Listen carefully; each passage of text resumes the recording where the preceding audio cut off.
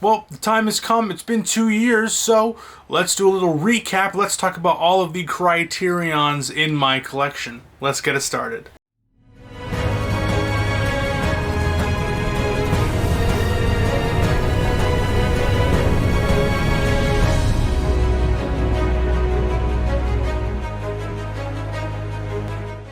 What is up, everybody? Yes, we are back again with another video. It's the month of July. Well, we're nearing the end of the July. Main reason why is because I'm a normie, okay? For the most part, I am one of those collectors who buy Criterions during the sale and just never get around to watching them, mainly because I want to start a show, I'm busy with work, those kind of things. So the reason why I decided to do it so late in July is because I wanted to catch up. So I watched about 10, 12 Criterions in my collection. Obviously, some of these I've already watched beforehand, but you know what I mean? I wanted to check out the discs, and I watched a bunch of them, so let's get it started. That's also why some of these I may not be as informative as I want to be, but yeah, but we're here just to talk about all of the Criterions in my collection. I did my first ever Criterion sale haul in March of 2021, and we are now in July of 2023, so yeah, it's been a long time coming. I just want to say I don't have as many as my contemporaries, but I still think I have a decent chunk. I have a few stacks of Criterions, both Blu-rays, DVDs, and 4K, so let's get it started with the first DVD collection. I got this at the thrift store. I've only seen one of these documentaries, and that is the Actuality Dreams of Alan King. Now, this is part of the Eclipse series. This is series 24. I saw Dying at Grace, and it completely ripped my soul in half, so I'm kind of hesitant on watching these other ones because it's so visceral.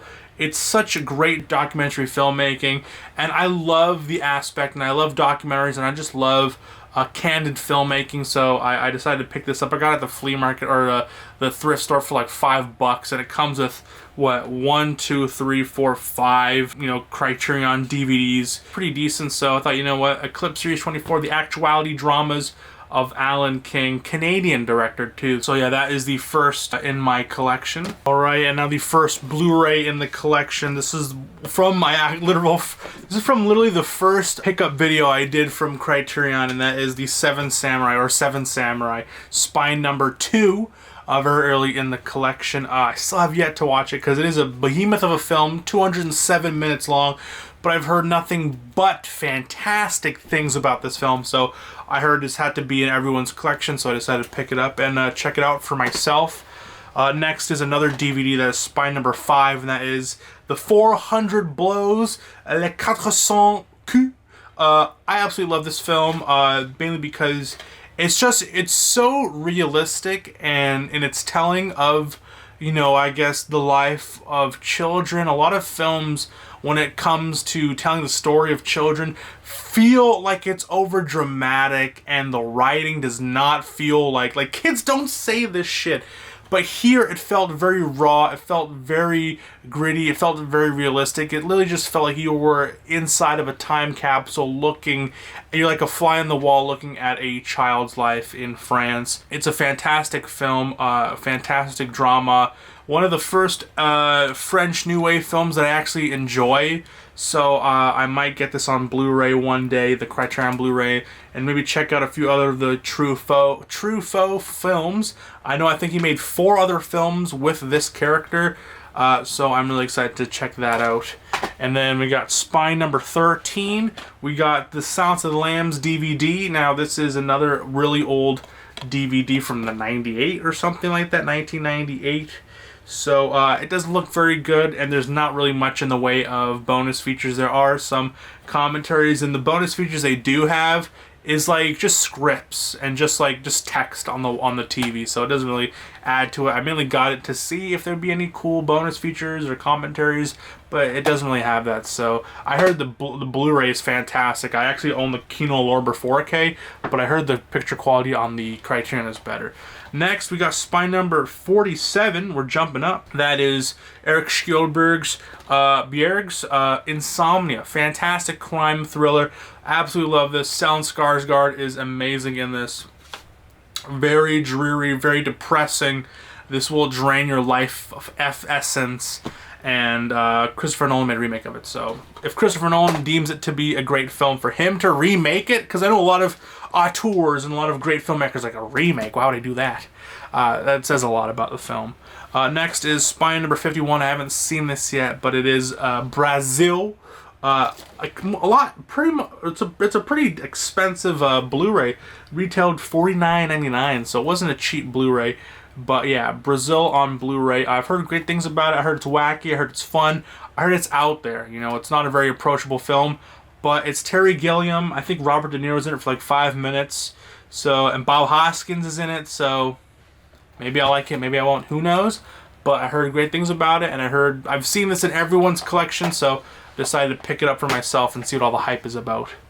Next, we got Spine number 52, and that is fucking Yojimbo. Yo. Fucking Jimbo. Yes. Absolutely love this film. I actually prefer this over the Dollars remakes of it. Fantastic samurai film. Highly recommend it. Yojimbo. Spine number 52. Next is Spine number 57. There's another DVD, and that is Charade. I haven't seen this yet. I got it because I saw it at the thrift store for like $2. And it's a Criterion DVD, so why not? Yeah, Audrey Hepburn, Cary Grant. Honestly, I'm not the biggest fan of classic Hollywood. That, yeah, you see, he was a dame. You see, stop doing those games, you dollar tribe. Like those kind of movies. It feels a bit disingenuous to me. But I've heard really great things about this film again, and you know, I'm really trying to open my horizons when it comes to those kind of films. So that is why I picked it up on DVD for like a couple bucks, and it's a Criterion. So why the heck not? Anyways, we got Spine number 70. That is The Last Temptation of Christ. Still haven't opened it. Still haven't watched it. But Willem Dafoe, Martin Scorsese. I heard this had so much controversy behind it. Just people threatening to bomb it, gas it. People, rioting. Not rioting, but protesting. Having a picket sign. And it was just insane because I think it takes liberties with the story, with the telling of Jesus Christ, and that's a big no-no when it comes to the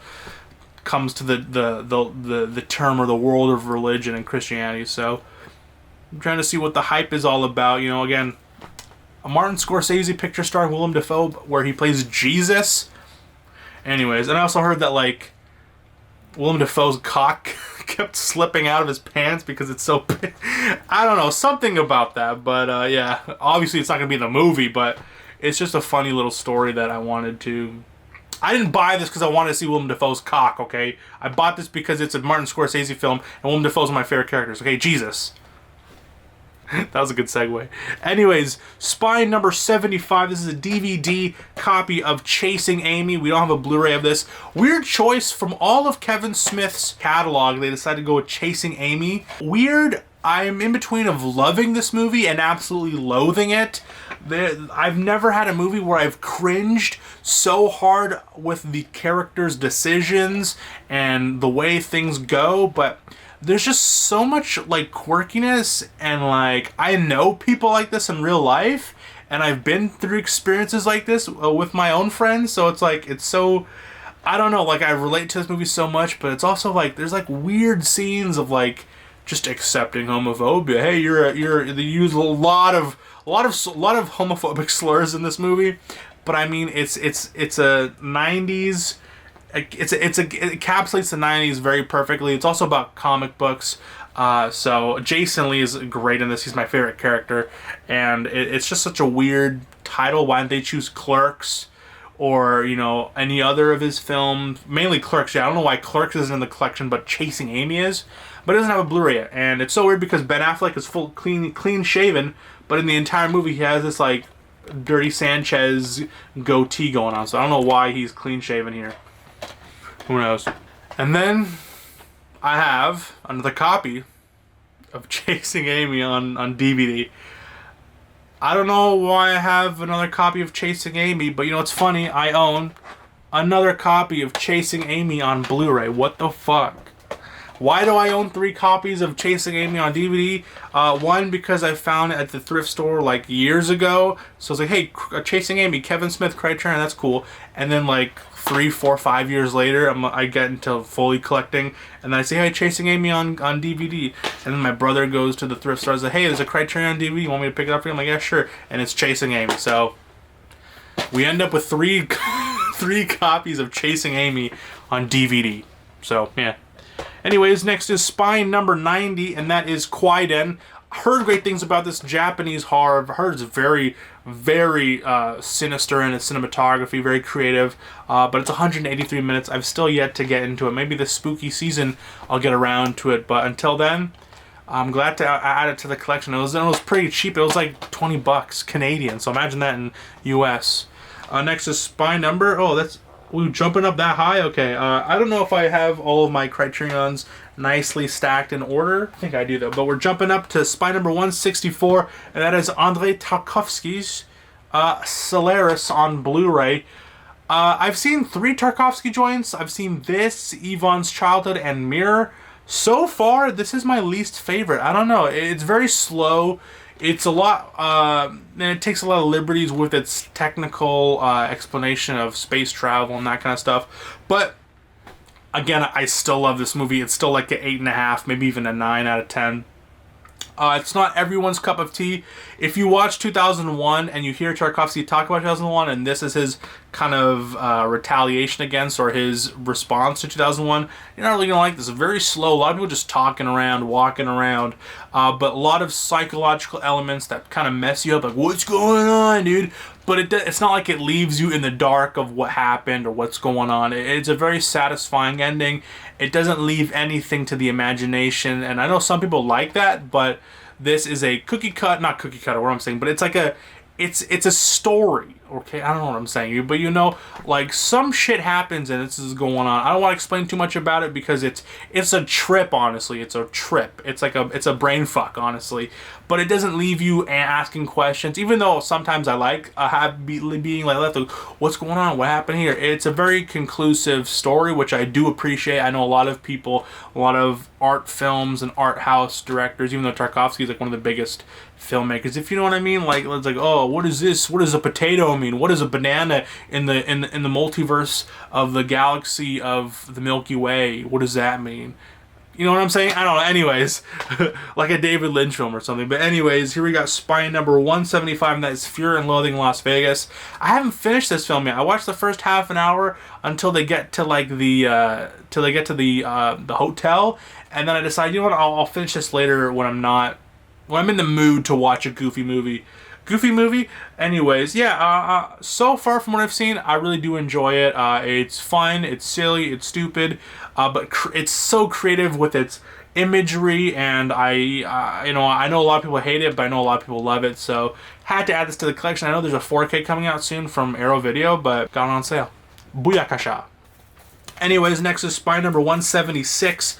We got Ernest Hemingway's The Killers. This is a 2-pack. It comes with both Robert Siodmak's version and Don Siegel. I love both filmmakers, and I haven't seen Robert Siodmak's version, but from the most part, from all the films I've seen, I love them, so hopefully this will also be one of my favorites. And it also there's a bonus feature on Andrei Tarkovsky's short film adaptation of Ernest Hemingway's The Killer, made when he was a student in 1956. So that is also a reason why I love it. I love me some Andrei Tarkovsky, so I'm really intrigued to see what his take is on this, because it's a very Hollywoody American film. So I wonder what Andrei Tarkovsky, Soviet Union. Let me Google that before I freaking embarrass myself right now. Yeah, like Russian take on a very American story. But next is Spine number 221, and that is Ikiru, a film by Akira Kurosawa. Again, a film I've yet to get into because I heard it is very emotionally draining, even though I know it's like a bittersweet film about the acceptance of death and not really dwelling on death, but, you know, celebrating life. So yeah, I've yet to get into it because I've just not really been in the mood to, but as soon as I feel like, you know, watching this, I will pop it in the player. It's 143 minutes, Akira Kurosawa, one of his best films I've heard, so that's why I added it to the collection. Next is Spine number 260, and that is Les Yeux sans visage, and that is The Eyes Without a Face. Honestly, I had a lot of high expectations coming into this film. Was left a bit disappointed because it's weird. It's like it's filmed like an art film and it's presented like an art film, but the writing is a bit silly.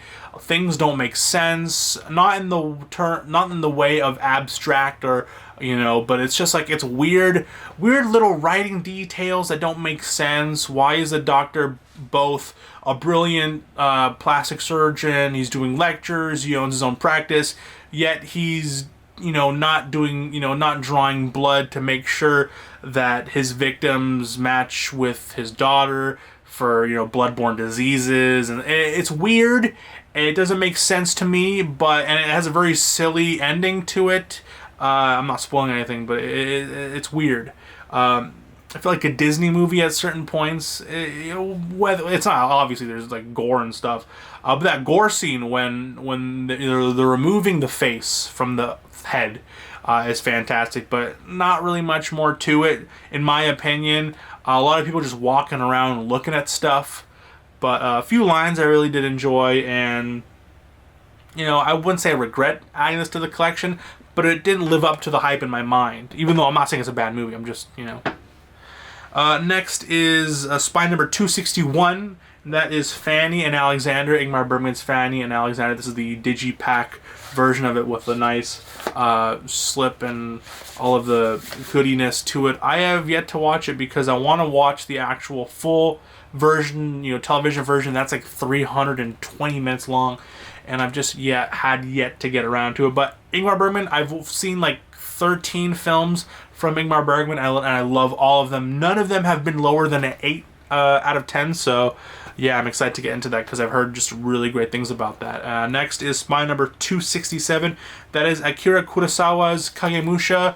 Again, another film I've heard really great things about. I think this is more of a action samurai film from what I've heard so far. I know a lot of these delve in philosophy, and I guess this one would too. But I've heard from people that this is more action-based samurai battle stuff. I don't know. I could be wrong. But yeah, Spy number 267, late career, 1980. So can't go wrong with Kurosawa in the collection. Next is Spy number 276, and that is Jean Renoir's The River. I mainly picked this up, one, because I'm a fan of Indian filmmaking, even though this is made by a French guy. It takes place in South India, near where my ancestors are from, so it's really cool. And I heard, a lot of people say that Wes Anderson kind of takes inspiration with his visual style from this film and from other Jean Renoir films and other films that take place in India, Panther Panchali, I think. But yeah, Jean Renoir's The River, had to check that out because it's also cheap too. Next is Spy number 300. This is another DVD that I got from the thrift store, and that is Life Aquatic with Steve Zissou. I love this movie. I don't know why this gets so much hate. It's just, you take Wes Anderson, you bottle him up, and you add a little bit of vodka to it, and there you go. You got Steve Zissou, The Life Aquatic. A lot of people really hate this movie. I love it. It's extremely creative, really funny, very quirky, great music. The visual style is fantastic. A lot of practical effects. The set design is great, and I just love this film. So yeah, The Life Aquatic, way overhated. This is honestly, this isn't my least favorite film. This is up there. This is like one of my top 5. In fact, I think Rushmore is my least favorite, just because I knew a kid who was exactly like Rushmore, so I was like, ugh. Anyways, yeah, but Life Aquatic with Steve Zissou. Next is a new pickup I got from a used movie store. That is Spy number 422. That is Bernardo Bertolucci, Gorlami, and that is The Last Emperor. I've yet to watch this. Comes with a nice little slip cover and a nice little golden little thing there. But yeah, Last Emperor, heard great things about it, so I decided to pick this up. You can't really go wrong. It was pretty cheap. I think it was like $17 Canadian, so that's a pretty good deal in the US. Next is a pickup I got fairly recently, so I haven't yet checked it out, and that is Paul Schrader's Mishima, A Life in 4 Chapters. I heard this was pretty good. From what the most part from all the Paul Schrader films I've seen, I've enjoyed them. I've only seen one directed by Paul Schrader, and that was Light Sleeper, starring Willem Dafoe, and that was pretty good. So why isn't that in the collection? Anyways, Mishima, A Life in 4 Chapters, very controversial. Topic. It's 120 minutes, so it's kind of a breeze, and I'm just intrigued to see what this will look like. I heard visually it's fantastic, so I am excited to get into that.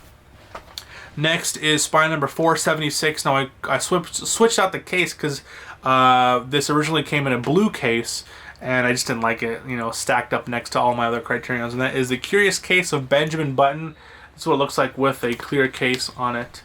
But yeah, I haven't seen this yet. This is one of the only David Fincher films I haven't seen. But as soon as I found out that David Fincher was in the Criterion collection, I had to pick it up. And I got it for like $3. So, I mean, you can't go wrong with that. And you can usually find it for very cheap. Next is a very new pickup that I got maybe a couple days ago. And that is Spine number 501. And that is Paris, Texas. Got it for very cheap too. I think I got it for like $15, I think. I'm not sure. But Wim Wenders, I heard really good things about this film, so when I found it for a really good price, I decided to pick this up. Paris, Texas, goodness. And then next is Spine number 514. That is Ride with the Devil, another film I've yet to get into. But Ang Lee, from the 2 films I've seen from Ang Lee, that being Crouching Tiger, Hidden Dragon, and Brokeback Mountain. Love those films. I've also seen The Hulk, Incredible Hulk. No, just The Hulk, right? That wasn't very good.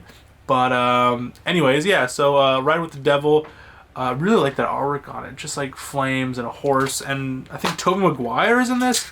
Tobey Maguire is in this, a very young Tobey Maguire. This is what, 99 or something? Pre-Spider-Man, definitely, but it's funny. I don't know who the cast is, but, Civil War era Western film, I absolutely love those films, so... And it's a 4K scan, so this should hopefully look really good. So yeah, Spine number 514, Ride with the Devil. You ride with the devil in the pale blue night. You never touch another man's Criterion. Anyways, Spine number 536, and that is The Thin Red Line by Terrence Malick. I think I saw the first maybe 20 minutes, and I got bored and stopped watching it, and then I saw a lot of really, reviews praising this film, and I wanted to give it another chance. A long film, 171 minutes, but I heard a lot of people really praise this movie as a really good World War II movie, and love me some more films, so I decided I want to give it another chance, because when I decided to watch this the first time, I hadn't slept for 30 hours, which is the worst way to decide to watch a long movie, but don't ask me, okay? Anyways, yeah, The Thin Red Line. Next is a film that I can't praise enough. That is Spine number 551, and that is Guillermo del Toro's Cronos. Love this movie. I can't praise this enough. I believe this is his first film, and what a way to start your career. Fantastic. So much heart to it. It kind of spins the Frankenstein kind of monster movie and adds that kind of heart to it. Even though Frankenstein does have heart to it, it's that, but in the modern era with, practical gore effects, and it's fantastic. I absolutely love this movie. If you like those kind of classic Universal monster movies, I highly recommend Cronos. It's absolutely brilliant. I can't recommend this enough. Cronos, fantastic. Speaking of classic monster movies, we got Spine number 594, and that is the digipack of Ishiro Honda's Godzilla. Fantastic. Love this movie. I was tempted on whether I wanted to get the Showa era box set, but after watching the first 3 Godzillas, I'm like, and I heard that it kind of delves into the goofiness aspect of it. But if you watch the first Godzilla, it's super depressing and super realistic and super, obviously it's still a guy in a suit, but it's taken very seriously. And the other ones kind of delve into the more silly aspect, which I don't really care for. But this first film, brilliant, and I found it for $13, so Canadian. So that's $5, $6 American. So couldn't pass up on a deal like that. All right, next is Spine number 627, probably one of the most underrated films from a really big director, and that is David Fincher's The Game. It came out right after Seven, and it didn't really get as much hype in the sphere of Seven, Fight Club, those kind of movies. So when I first watched this movie, absolutely fantastic. A lot of twists, a lot of turns.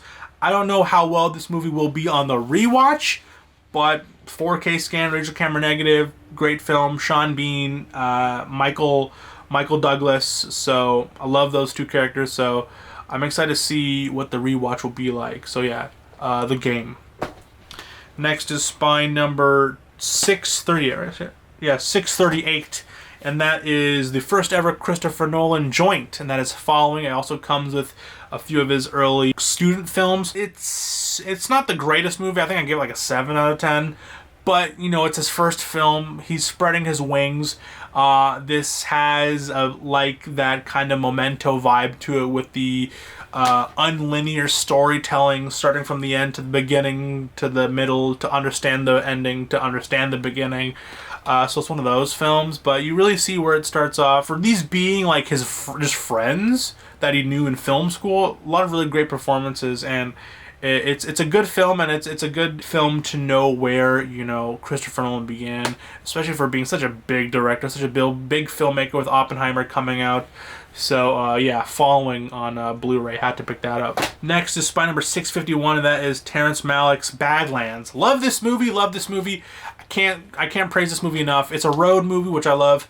It's a road movie slash spree killing movie, but I feel like that kind of disdains or kind of removes a lot of the heart from this movie. You know, when I think of like a road movie, spree killing movie, I've said this before in other videos, where it's like, you know, not Three from Hell, but Devil's Rejects, or like Natural Born Killers. But this is not really that, even though this does have stunning creativity when it comes to his visual style, beautiful landscape shots, beautiful cinematography. So when it had a 4K digital transfer, whoo-wee, it looks beautiful, it looks great, it's a great film. I highly recommend Badlands, and I had to have it in the collection. Next is a new pickup for me, and that is Spine number 764. That is The Fisher King. This is the standard Blu-ray, not the 4K. But I got it for like $10. No, I got it for 17 US, Canadian. So that's pretty, like, what, $11, $12 US. Couldn't pass on a deal like this. Terry Gilliam, Robin Williams, Jeff Bridges. Haven't seen this yet, but I have some pretty high hopes, especially for, you know, that cast. So next is Spine number 666. Another Guillermo del Toro film, that is The Devil's Backbone. It's an interesting one. I personally enjoy it. Again, I love kids. I love a film that has just realistic dialogue, especially when it stars kids, and because you can easily screw that up, like, immediately. Guillermo del Toro knows how to get into the mind of the kid, and so the dialogue doesn't feel hokey, doesn't feel like it's supposed to be like some like tough guy or some kind of overly mature kid, even though a lot of these kids have seen real shit, especially this is during the Civil War, right? Really realistic, you know, portrayals of bullying and that kind of stuff. Fantastic. It's not really a ghost movie. I know that kind of looks like it, and the artwork kind of leads you to believe that, but it has very little, somewhat, maybe, I'd say about 35% of it is a ghost film. The other rest is like a kind of like a coming of age kind of, I don't know what I'm saying, but love this movie. Great tension, great atmosphere, great film. Next is Spine number 692. This is another new pickup that I got a couple days ago, and that is It's a Mad World. Heard great things about this, and the main reason why I picked it up is because James Rolfe at Cinemassacre said this was his favorite film of all time, so decided to pick it up. Why not? All these digipacks here, starting off with Spine number, Spine number 698, and that is King of the Hill. I believe this is Steven Soderbergh's first film, or his first Hollywood film. Yeah, first Hollywood studio production. And won a Palme d'Or at the Cannes Film Festival a few years earlier. Whose independent debut film, Sex, Lies, and Videotape had won the Palme d'Or, so this didn't win it, but anyways, 103 minutes, a pretty breezy film to get through, and Steven Soderbergh, so I thought it was like $20 Canadian for this, so, and it's a nice digipack. So excited to pick that up. Excited to get into that soon. Another digipack is Spine number 701, and that is Persona. This is the original pressing of it. I know they re-released it with that just normal keep case, but I got the nice little full digipack version of it. Love Ingmar Bergman. I think this was the first film I saw from him because I think this is the most popular. Not my favorite. Still love Seventh Seal, but it's in my top 5, definitely, for sure. Definitely a slower film. I wouldn't recommend this for first-time Bergman viewers. I'd definitely recommend Seventh Seal because it is a more wide gambit of a film. But again, this is a breeze of a film. 83 minutes long. Nothing really happens in the grand scheme of if you're watching a movie expecting a lot of shit to happen. Even though I think that, with just people talking in a cabin, a lot of story, a lot of character development happens within this film, but it's definitely not one of the most normie films to watch. But I love this film, and I can't believe it's got a big chunk and box set for being like an 83-minute movie. But it's one of the most iconic films of all time, Persona on Blu-ray. So yeah, had to pick that up when I saw it for a good deal. Next is Spine number 738. We have, let's see, on Blu-ray. Love this movie. Sidney Pollack, Dustin Hoffman.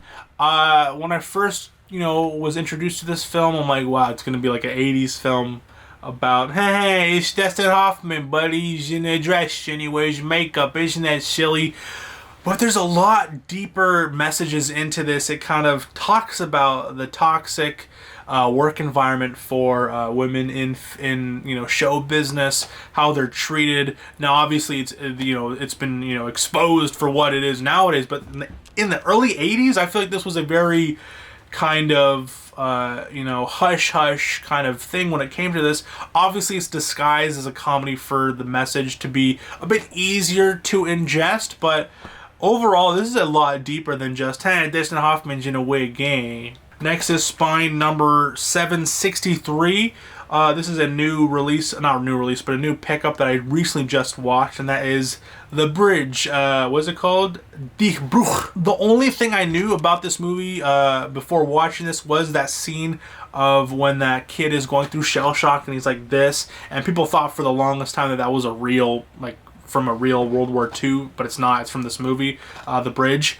What I love about this movie is that they hired literal 16-year-old kids so that what happens with kids being stationed to fight in the war, it really impacts you because these are literally kids. And again, the writing is fantastic because it was written by the person who actually went through this. And it's such a tragic tale, and it allows you to understand how useless, how unfair a war is, and how just meaningless it is. Like in the end of this movie, like a lot of shit happens, and it's like at the end of the movie it says this event was so meaningless to the war that it wasn't even in official German records, and it just leaves you with that dark pit feeling in your stomach, like I just went through all this, felt all these emotions with all of these kids, and it's just like it wasn't even recorded. It had to be from the survivors just for you to understand what happened. And if it wasn't, it was such an insignificant event in the grand scheme of the war, and it's like these are people's lives that were lost. Like, you go through the story of all of these kids' lives before they were stationed, before they were in the army, and some of them have a little overly rough homes, but some of them have nice mothers. Maybe their fathers died in the war, that kind of thing. And then it delves into them being stationed in Germany. Well, they're Germans, but they're German kids, but anyways, yeah, The Bridge. Highly recommend this. A fantastic World War II film in the perspective of Germany. Now, this isn't the first anti-war German film. Obviously, there was All Quiet on the Western Front, but that was about World War I, and I don't think obviously Germany was extremely demonized for it, but not as much as World War II. And they kind of tried to tell people like, hey man, you know, we were misled, we were misguided, but you know, overall, you know, Germans, the army was a good thing. But this was one of the first, at least from what I've read, and from what I've watched from the bonus features with, you know, filmmakers talking about Die Bruch in that kind of era of, you know, post World War II Germany. A lot of the good, you know, good soldier movie types were coming up. This was one of the first where it's like, you know, people were just sent to the meat grinder, and that's basically it. And there's no pride in that. There's no honor in just dying for such a useless cause. So yeah, The Bridge. I highly recommend this if you're into anti-war films. Fantastic. Next is Spy number 779. That is Mulholland Drive on 4K. Another film I've yet to get into, but David Lynch heard great things about this, and it was on sale for like $30. So I was like, you know what, a 4K digipack. I heard this is his best film, maybe, but I love me some Blue Velvet, and I decided to pick this up when it was on sale. So yeah, Mulholland Drive. Can't wait to get into that. Next, we're getting into some more keep cases. We got Spy number 781. I recently watched this. That is Truman Capote's In Cold Blood, starring Herschel from The Walking Dead. This is a great film because it kind of, not to sound weird, but it humanizes mass murderers, or I guess not serial killers. But I watched Capote originally, and Capote is about the making of the story, or about the novel of In Blood, which is a real-life occurrence and tragedy and crime where two men kill an entire family over like $45 because of this weird shot that they think that successful people own big vaults in their house full of money, and it's just not the case. But it's a tragic, and it happened in real life. And it's not like they're like, oh, these are real people, you should feel bad for them. But it understands that these are people, you know, people. They're not just monsters, they're not demons. These are people that have lives, that had things happen to them to lead them to wanting to do certain things, that to not have that kind of social cues of maybe murdering people isn't the greatest thing, maybe, you know, stealing isn't the greatest thing, especially for when you've been dealt a bad hand after bad hand, not being able to work, being injured, going through war, being a veteran. Even though I'm not, you know, condoning or, you know, excusing acts of, you know, tragedy like this, but it helps you understand. And this is 1967. You know, for the most part, when you think of like murderers and people who, you know, kill children, you think of like the darkest, you know, of most monstrous human beings, but it kind of humanizes people. And it's another road film, and it's also a kind of it's a crime thriller and a detective story. You get both the perspectives of the killers and of the detectives, and it's taken very respectfully. So they don't show any gore. You're not going to see people get their heads blown off, obviously, but it's shown in a way where it really affects you, where you hear the shotgun go off and you hear you know, people crying, people saying, don't worry, everything's going to be all right. So it really impacts you on that level. So yeah, In Cold Blood, highly recommend it. And then a double feature with this and Capote, because I also love Capote. Next is Spy number 793. Wim Wenders, The American Friend. I think this is the only Wim Wenders film. That could be a lie, but right now I can't put my finger on it. But Wim Wenders, 4K digital transfer, commissioned by the Wim Wenders Siftung. I don't know what that means, but yeah, love this film. Bruno Ganz, Dennis Hopper. You can't really go wrong with that. So I'm going to stop there because I don't want to spoil anything. Love this film. Highly recommend it. Looks great too. Next is Spy number 794. I'm so embarrassed to say that I have yet to watch this, but I've heard so many good things about this. And that is the Coen Brothers joint, Inside Llewyn Davis. I'm sorry that I haven't seen this yet, but I've heard nothing but fantastic. And it's a short film. It's like 104 minutes. But I just have yet to watch this because I had so many Criterions and so many other movies in my collection that I want to get to first. Inside Llewyn Davis, I was on a film shoot, and one of the crew members said that we were talking about our favorite films, and he said this was one of his favorite films. You know, it stars Oscar Isaac, directed by the Coen Brothers. So I decided to check it out. It was on sale for like $25, so I thought, you know what, I'll pick it up. Next is Spy number 826. I've yet to watch. This is another Terrence Malick film, and that is The New World. This seemed interesting. It stars Christian Bale, I believe. Colin Farrell, Christian Bale. So it looks interesting. New 4K restoration of the 172-minute extended cut of the film. I have high hopes. It seems interesting. I love me some war, not war, I guess war maybe, but history pieces, so, and period pieces, so I added that to the collection, and I can't wait to watch it. Next is the first Coen Brothers joint. That is Spy number 834, and that is Blood Simple, another crime thriller that I love. Love me some crime thrillers. Highly recommend this. Frances McDormand is fantastic in this. Great performances. It's a breeze of a film. If you're into crime thrillers, highly recommend it. Next is Spy number 848. That is Federico Fellini's Roma. I've yet to watch this, but I really did enjoy 8.5. So I just wanted to get into more Fellini, and this was like $20 Canadian, so it was pretty cheap. So that's why I decided to pick it up, but I've yet to check it out. Next is Spy number 897, one of my favorite films of all time, and definitely one of my favorites of the collection. That is Kubrick's Barry Lyndon. If you read about what went into this film, knowing that this has a 4K digital restoration, it looks beautiful, and it's a fantastic film. It's a long one, 185 minutes, but it goes through the entire adult life of Barry Lyndon, so I highly recommend it. Barry Lyndon, one of the must-own in your collection, honestly, if you're a fan of period pieces, of Kubrick, I highly recommend it. Next is Spy number 925. That is Dustin Hoffman and John Voight, a John Schlesinger film, in Midnight Cowboy, a film that I don't know much about. I got it because of the whole, hey, I'm walking here. That's where this came from. So that's why I picked it up. And it was on sale. Next is Spy number 1000. We're in the 1000s now. So we're getting to the end. This is Spy number 1023. That is the Czechoslovakia film. And that is The Cremator.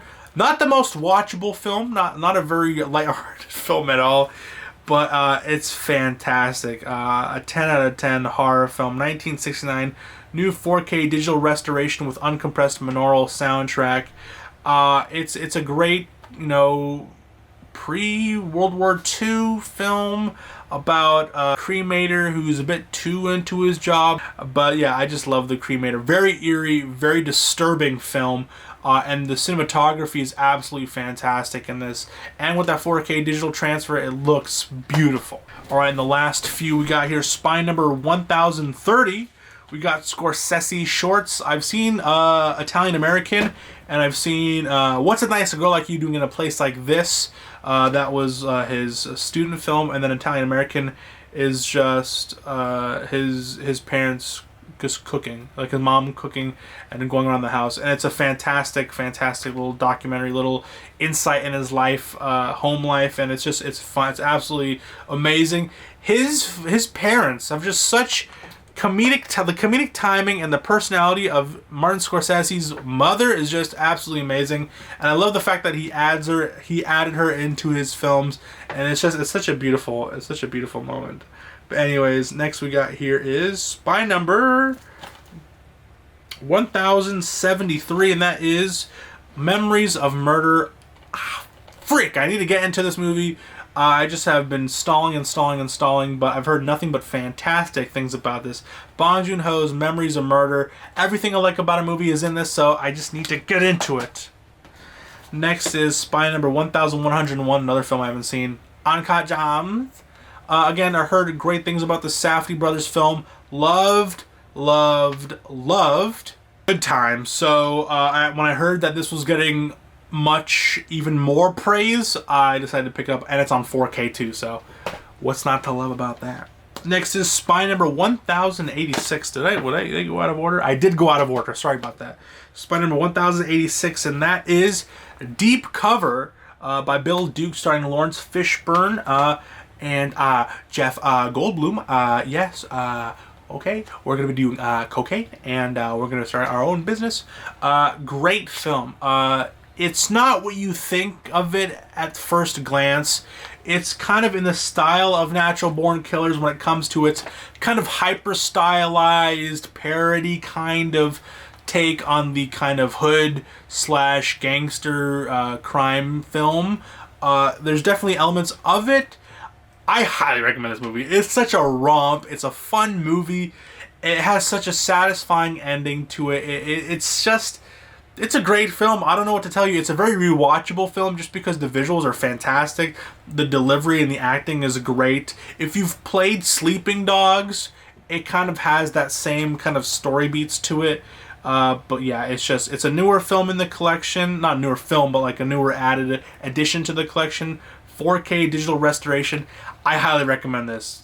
Bill Duke's deep cover, fantastic. One of my favorite films in the collection. It's just, you wouldn't expect a film like this to be in the collection for being all of these other, really, distinguished, because it's just such a fun, silly, stupid, well-crafted, creative film.